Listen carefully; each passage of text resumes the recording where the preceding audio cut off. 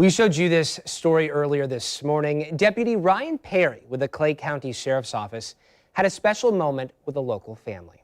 A call about a home security alarm turned into a fun moment of playing outside with 3 children.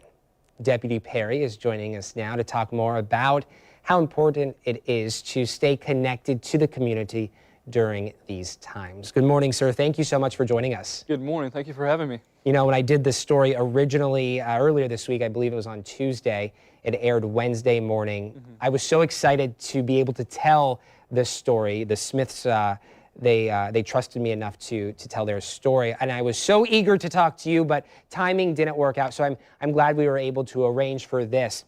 When you look back on this, walk us through, talk to me, how did this come to fruition last Friday?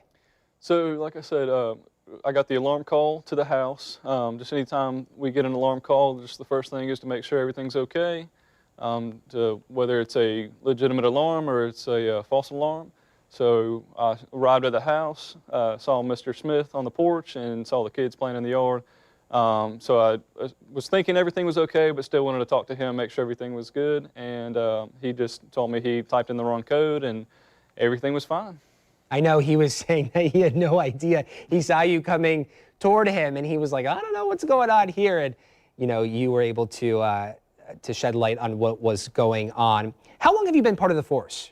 For about 18 months now in Clay County. 18 months in Clay County. And we should mention, after that initial interaction with Mr. Smith, it was when you were leaving his children, all ages 8 and younger, started asking you questions, and that's when you engaged with them. Yes, sir. Yeah, so I saw the kids playing and just didn't think twice about it. Just kind of naturally happened. Played with the kids, and they were very curious. And yeah, I know. Jordan was so excited to play basketball with you, and the 2 girls, Janae and Dallas. You know, I think don't correct me if I'm wrong. I'm sure I'll get an email from Mr. Smith or a text message. I believe it was Dallas, the younger girl, who wants to be an officer when she gets older, and she was saying how she was asking you a lot of questions. And I will tell you, sir, you giving them stickers meant the world to them. They were so excited to have those stickers, those badges to show off to their friends and their neighbors. yes, sir. Yeah, so the sheriff's office gives us stickers to hand out anytime we, see some kids in the neighborhood, and so it's just a good gesture we do, and just to try to shine a light on the community, and it went pretty well, I think, and we had a lot of fun. Mr. Smith thought it was important to show the world, to capture those moments, you interacting with his children, a white officer, 3 black children. He thinks that history was made in his front yard. A turning point in this tense time we live in. As an officer, what would you say about that?